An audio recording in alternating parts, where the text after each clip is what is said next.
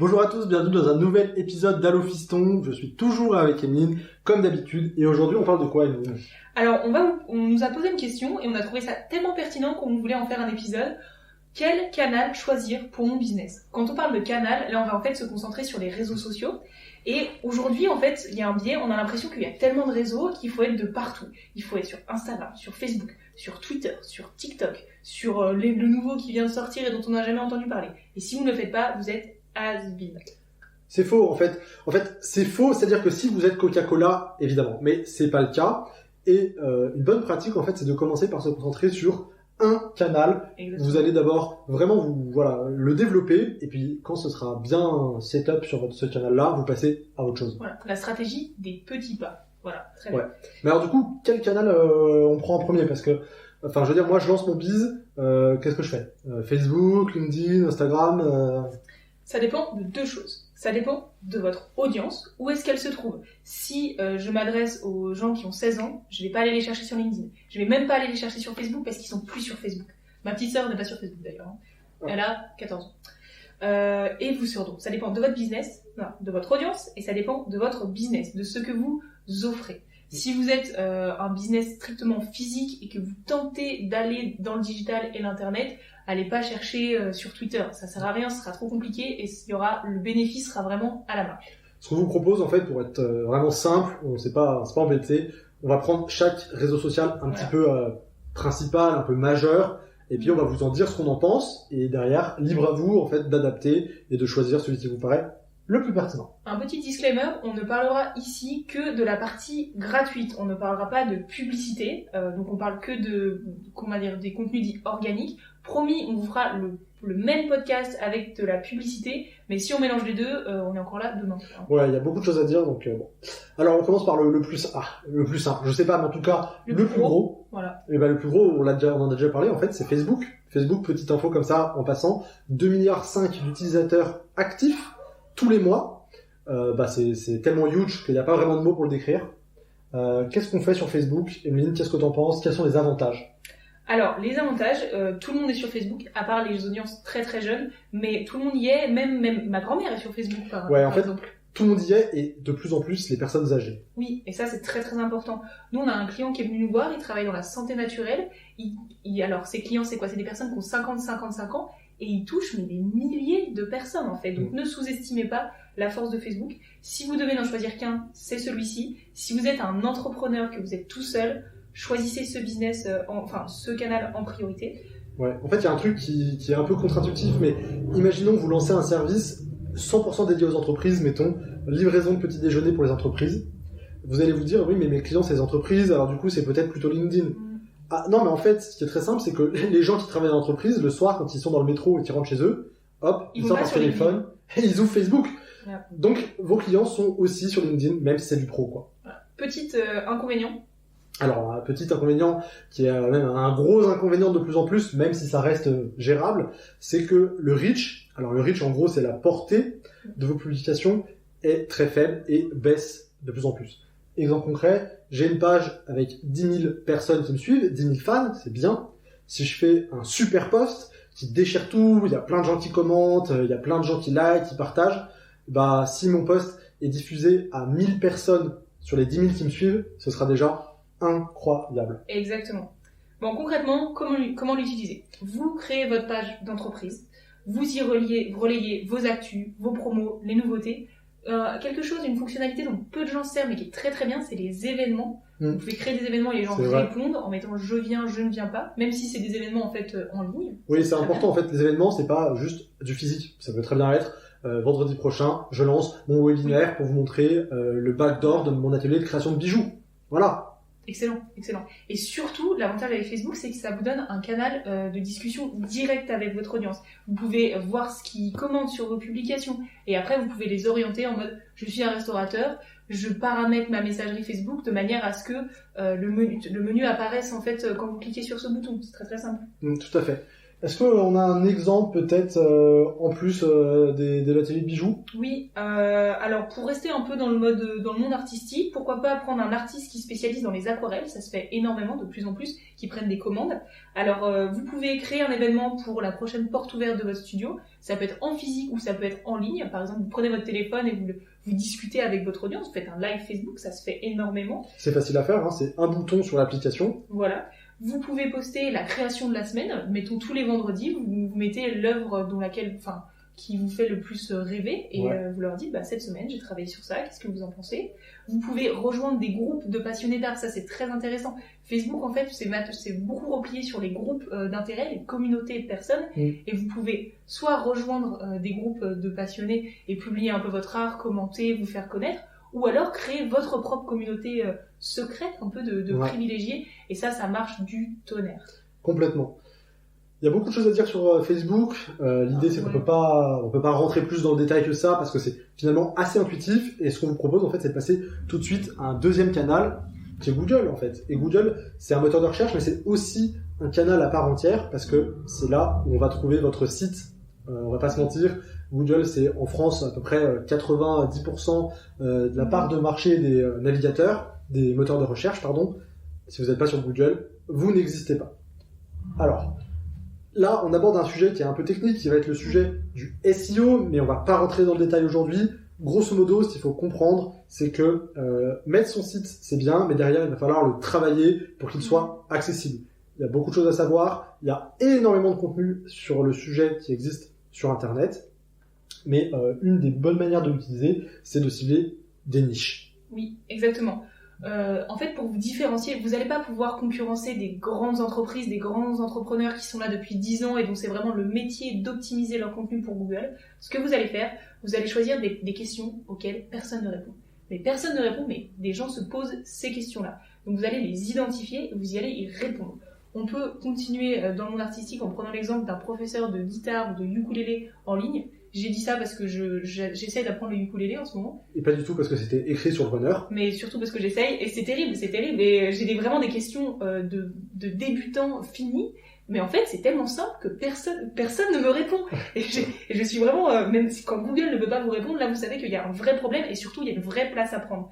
Donc vous pouvez dire, comment jouer le ré mineur, c'est un accord que j'arrive pas du tout à faire. Moi, je fais pas de musique, voilà. Donc ça me parle pas. Donc franchement, s'il y avait une vidéo YouTube référencée sur ce sujet, je cliquerais. S'il y avait un article, s'il y avait un tutoriel, je prendrais. Et donc la leçon pour Google, c'est soyez spécifique, ultra précis. Voilà. Et une petite fonctionnalité auquel personne ne pense, mais qui est très très utile pour les petits entrepreneurs, enfin les entrepreneurs et les petites entreprises, c'est l'onglet Google Actualité. Ouais, en fait, contrairement à ce qu'on pense, vous pouvez tous quasiment. Alors il y a des prérequis, mais c'est pas très difficile, apparaître dans Google Actualité. Vous faites simplement une demande et même une entreprise peut se faire référencer comme site d'actualité et vous pouvez tout simplement faire des articles de blog et quand vous les publiez, ils se retrouvent dans Google Actualité. Et c'est très simple là, il suffit d'être le premier. Vous pouvez faire un petit billet qui vous prend 20 minutes à écrire, mais si personne d'autre y a pensé, ou si ils sont en train de faire des grands articles qui leur prennent des jours à produire, vous vous engouffrez dans la brèche et c'est parfait. Voilà, je crois qu'il y a pas grand-chose. Il y aurait énormément de choses à dire en plus, mais on va s'arrêter là. Du coup, quelle est la troisième étape? Le troisième, c'est mon réseau préféré, c'est Instagram. Alors, c'est pour vous si vous visez des cibles plutôt jeunes. Moi, clairement, je suis dans la cible.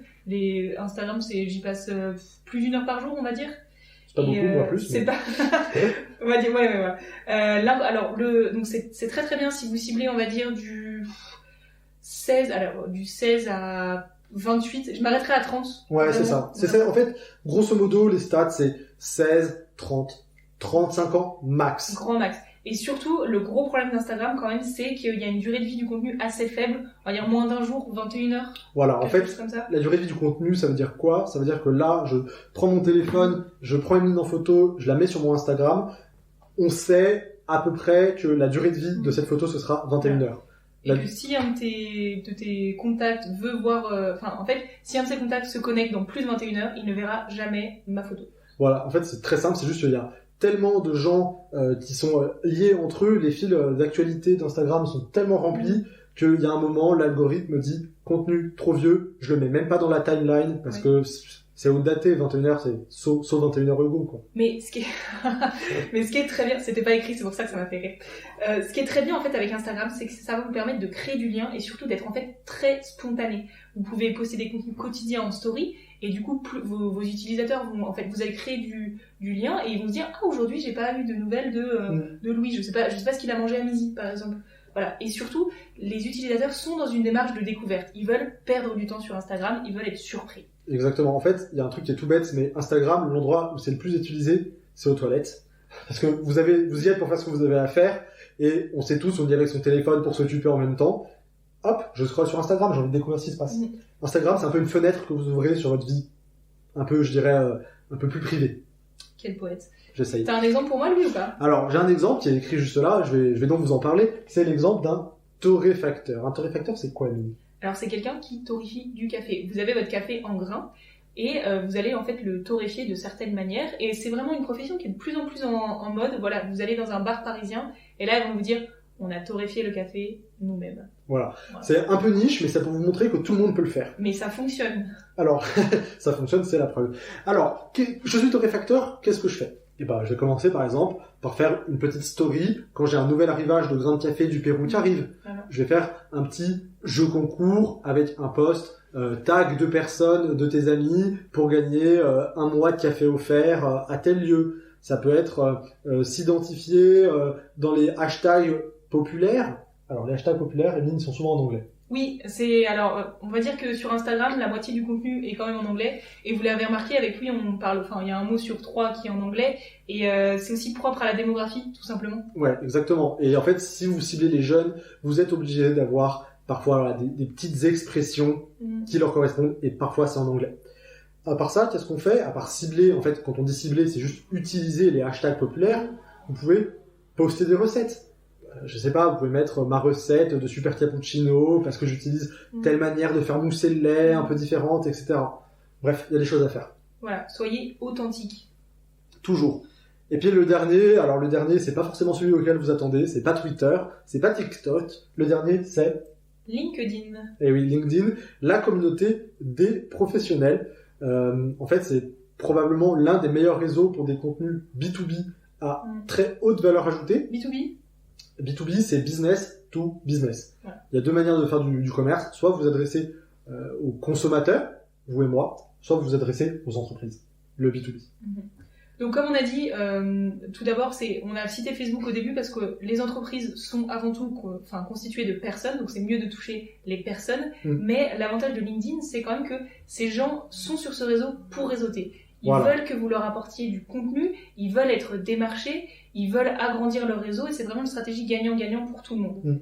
Il y a un autre avantage en fait qui est assez pertinent avec LinkedIn, c'est la stratégie de l'effet de halo. Exactement. L'effet de halo, Emeline, rapidement. En fait, vous allez bénéficier du halo, de l'aura des gens qui sont à côté. Donc si dans votre réseau, vous avez un CEO, 3 entrepreneurs, quelqu'un qui a fait une super tech talk qui a décollé, en fait, vous allez vous en bénéficier indirectement. Si votre poste est coincé entre Bill Gates et, on va dire, Mark Zuckerberg, en fait, c'est bon.